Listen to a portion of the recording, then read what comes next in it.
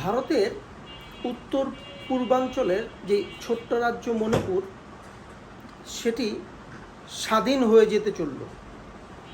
চারদিকে এরকম একটি গুজব বা গুঞ্জন কিন্তু আমরা শুনতে পাচ্ছি।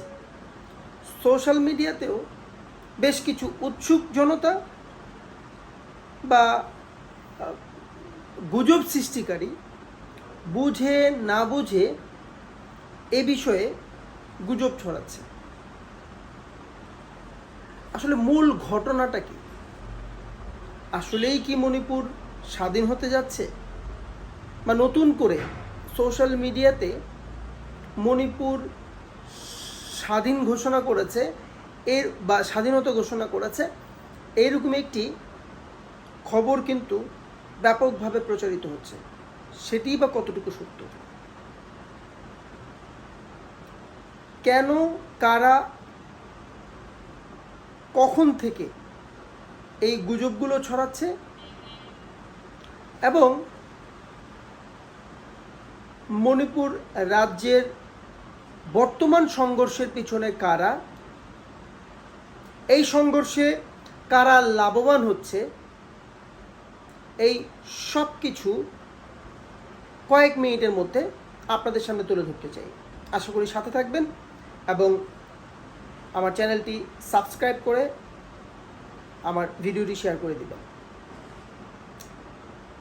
ভারতের উত্তর পূর্বাঞ্চলীয় যেই ছোট্ট রাজ্য মণিপুর, এই রাজ্যটি 1946 সালের যেই ব্রিটিশ ডিক্রি, 1946 সালের ডিসেম্বরের 29 তারিখ, আমি যদি ভুল না করে থাকি, ব্রিটিশ সরকার যে ডিক্রি জারি করেছিল ভারতের স্বাধীনতার জন্য, সেই ডিক্রিতে কিন্তু এই মণিপুর রাজ্যটি একটি প্রিন্সলি স্টেট হিসেবে আখ্যায়িত ছিল।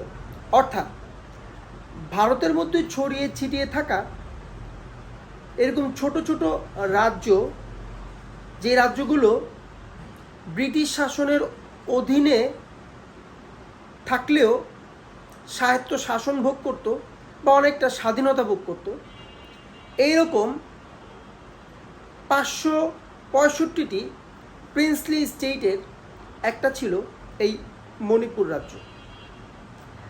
সঙ্গত কারণেই এই মণিপুর রাজ্যকে ব্রিটিশ সরকার ভারতের অন্তর্ভুক্ত করেননি। কিন্তু 47 সালে ভারত স্বাধীনের পর থেকে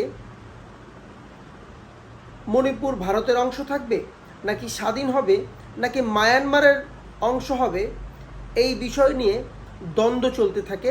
এবং একটা পর্যায়ে মায়ানমারের পক্ষের মণিপুরে বসবাসকারী যেই নাগা সম্প্রদায়, তারা চাচ্ছিল এটাকে মায়ানমারে অন্তর্ভুক্ত করতে। অন্যদিকে অন্যান্য যেই ক্ষুদ্র নৃগোষ্ঠীগুলো, তারা চাচ্ছিল আইদার স্বায়ত্তশাসন অথবা স্বায়ত্তশাসন বা স্বাধীন থাকতে, অথবা যদি সেটা সম্ভব না হয় তাহলে ভারতের অন্তর্ভুক্ত হতে। শেষ পর্যন্ত 1947 সালের 1 আগস্ট মণিপুরের মহারাজা বুধাচন্দ্র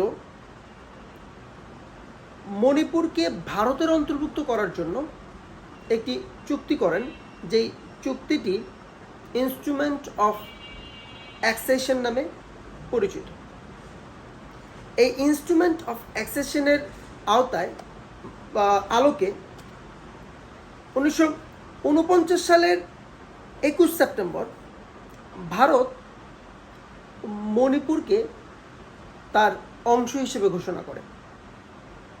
সেই থেকেই স্বাধীন প্রিন্সলি স্টেট মণিপুর ভারতের একটি ছোট্ট রাজ্যে পরিণত হয়। কিন্তু মণিপুরের বিভিন্ন গোষ্ঠী বা বিদ্রোহী গোষ্ঠী, যেটাই বলি না কেন, বা নৃগোষ্ঠী, তারা এই সিদ্ধান্ত মেনে নিতে পারেনি। তারা স্বাধীনতা চেয়েছিল, এবং যারা মণিপুরের স্বাধীনতা চেয়েছিল তারা স্বাধীনতার দাবিতে ভারতের সশস্ত্র বাহিনীর বিরুদ্ধে, ভারতের যেই ডিফেন্স ফোর্স বা সামরিক বাহিনী তাদের বিরুদ্ধে সংঘাতে লিপ্ত হয়ে পড়ে। তারই ধারাবাহিকতায় ভারত 1980 সালের 8 সেপ্টেম্বর থেকে মণিপুরকে আর্মড ফোর্সেস স্পেশাল অ্যাক্ট 1958 অনুযায়ী এরিয়া অফ ডিস্টারবেন্স বা গোলযোগপূর্ণ এলাকা হিসেবে ঘোষণা করে।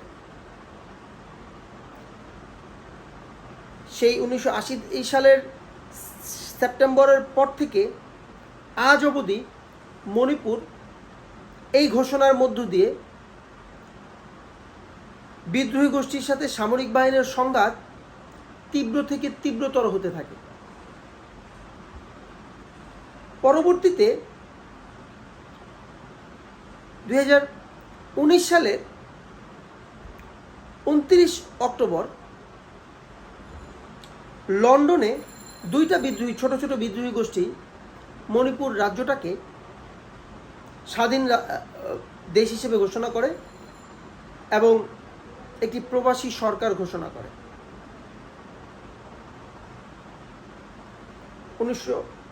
2019 সালের কথা বলছি আমি।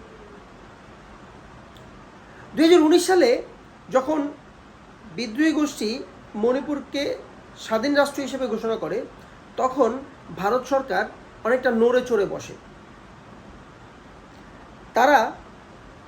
তারপর থেকে মণিপুরের বিদ্রোহী গোষ্ঠীগুলোর মধ্যে অন্তর্দ্বন্দ্ব লাগাতে শুরু করে। 2019 সালের পূর্ব পর্যন্ত কিন্তু মণিপুরের তিনটি যে প্রধান আদিবাসী গোষ্ঠী বা জনগোষ্ঠীর যে তিন জাতিগোষ্ঠী, অর্থাৎ মেইতেই জাতিগোষ্ঠী যারা সংখ্যাগরিষ্ঠ মণিপুরের, তারা কুকি জাতিগোষ্ঠী বা আদিবাসী যাই বলি না কেন, এবং নাগা জনগোষ্ঠী বা জাতিগোষ্ঠী আমি যাই বলি না কেন,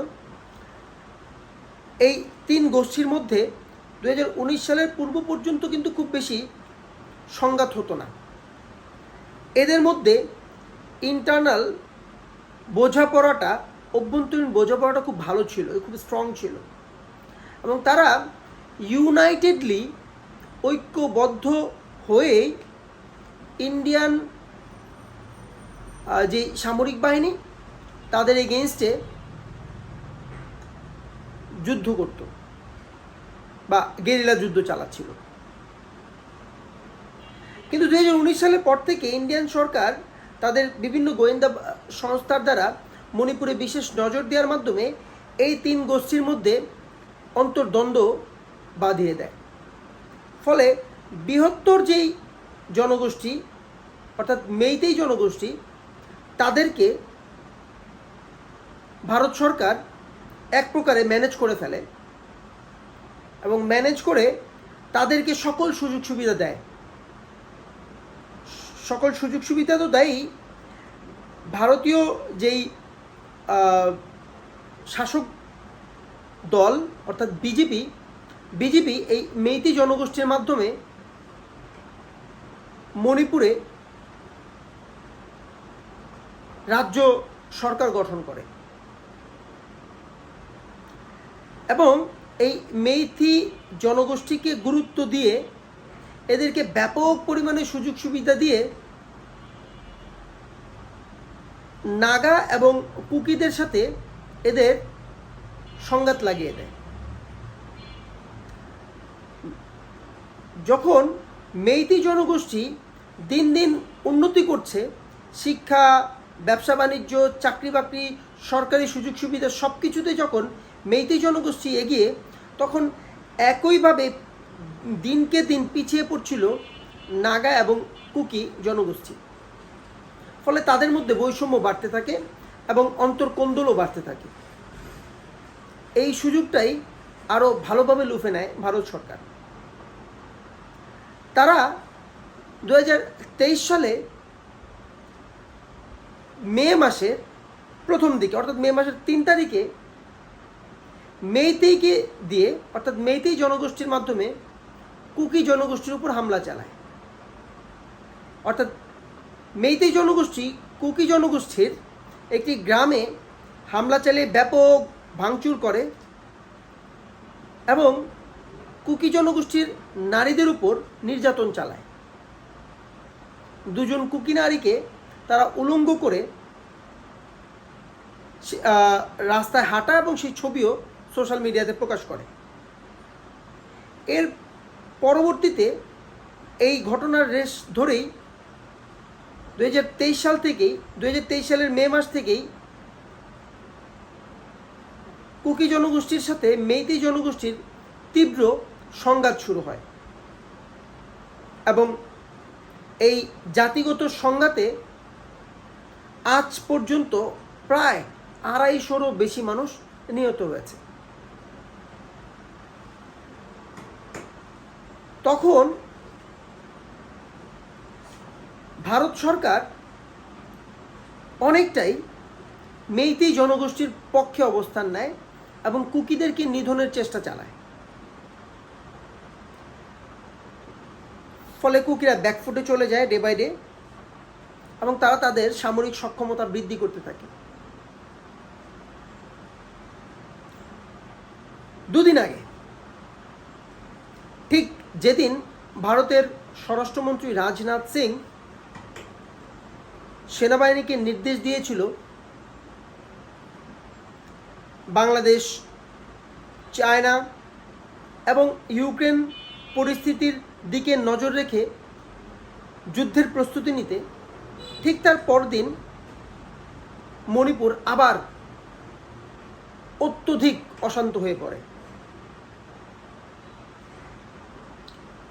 কুকিরা মেইতেই জনগোষ্ঠীর উপর ড্রোন হামলা চালায় প্রথমেই, এবং ড্রোন হামলা চালিয়ে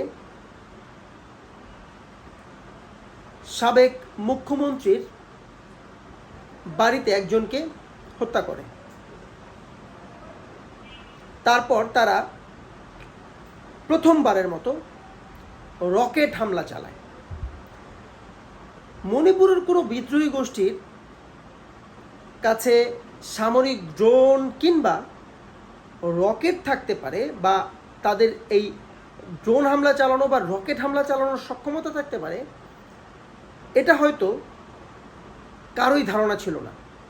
বাট এই ঘটনাটি গত দুদিন ধরে ঘটছে মণিপুরে, এবং শেষ খবর পাওয়া পর্যন্ত গত দুদিনে প্রায় 5-6 জন লোক মারা গিয়েছে এবং ভারতের সামরিক বাহিনী মেইতিদের পক্ষে হয়ে অনেকটাই কুকিদেরকে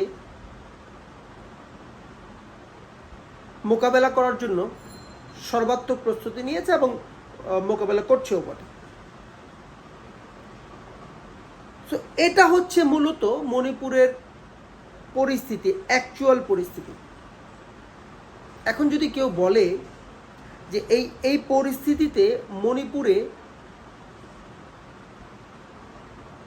কে লাভবান হচ্ছে, তাহলে এই প্রশ্নের straight answer should be Bharat সরকার।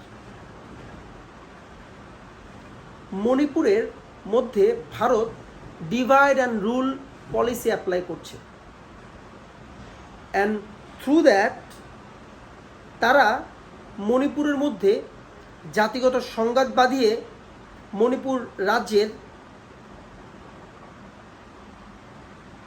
যেই স্বাধীনতার আকাঙ্ক্ষা, সেই স্বাধীনতার আকাঙ্ক্ষাকে দমন করিয়ে দিয়েছে।